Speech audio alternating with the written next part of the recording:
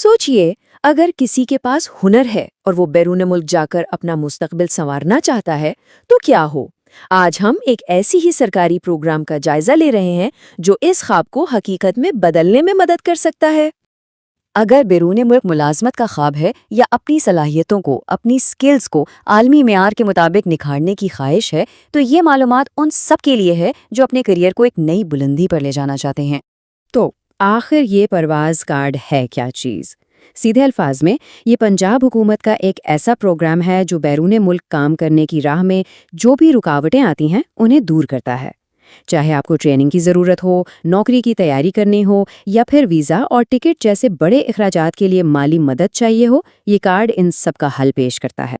ठीक है, प्रोग्राम तो बहुत ज़बरदस्त लग रहा है, लेकिन इससे पहले कि दरखास्त के अमल में आगे बढ़ें, सबसे पहला और अहम तरीन सवाल ये है कि कौन कौन इस मौके से फ़ायदा उठा सकता है।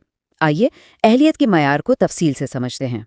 अहलियत का जो बुनियादी मयार है वो बिल्कुल वाज़ेह है। सबसे पहली शर्त तो ये है कि दरख्वास्त देने वाले का ताल्लुक पंजाब से हो, यानी वो वहाँ का मुस्तकिल रिहायशी हो।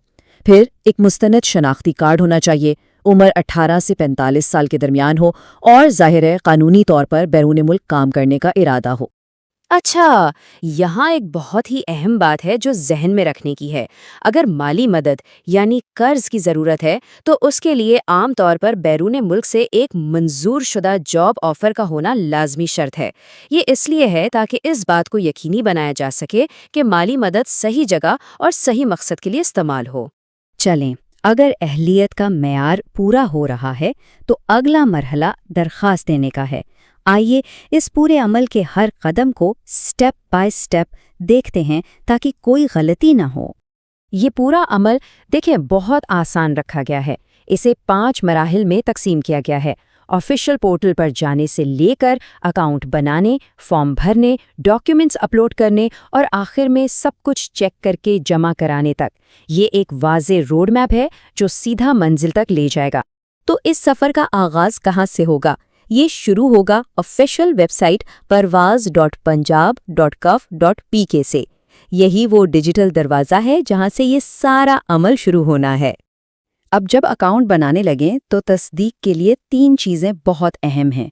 आपका मुस्तनिद शनाख्ती कार्ड नंबर, वो मोबाइल नंबर जो नादरा में आपके नाम पर रजिस्टर्ड है, और उसी नंबर पर भेजा जाने वाला वन टाइम पासवर्ड यानी OTP। इस मरहले पर बेहतर ये है कि कुछ अहम दस्तावेज़ात की स्कैन शुदा कॉपियाँ पहले से तैयार कर लें। इनमें शनाख्ती कार्ड, डोमिसाइल, तालीमी सनाद और दूसरे ज़रूरी कागजात शामिल हैं जो मांगे जा सकते हैं। यहाँ एक इंतहाई अहम हिदायत है और इस पर ख़ास तवज्जो देनी है। हमेशा असली और साफ स्कैन शुदा दस्तावेज़ात ही अपलोड करें। कोई भी जाली या धुंधली कॉपी दरख्वास्त के मुस्तरद होने की वजह बन सकती है, इसलिए इस मामले में एहतियात बहुत ज़रूरी है। तो दरख्वास्त जमा कराना सिर्फ आधा सफ़र है। उसके बाद क्या होता है? आइए आखिरी मरहले को समझते हैं और देखते हैं कि आपकी दरख्वास्त किन मराहिल से गुजरेगी। दरख्वास्त जमा होने के बाद ये तस्दीक के कई मराहिल से गुजरती है। पहले ऑनलाइन वेरिफिकेशन होती है, फिर स्क्रीनिंग या इंटरव्यू हो सकता है और फिर जाकर हतमी मंजूरी मिलती है।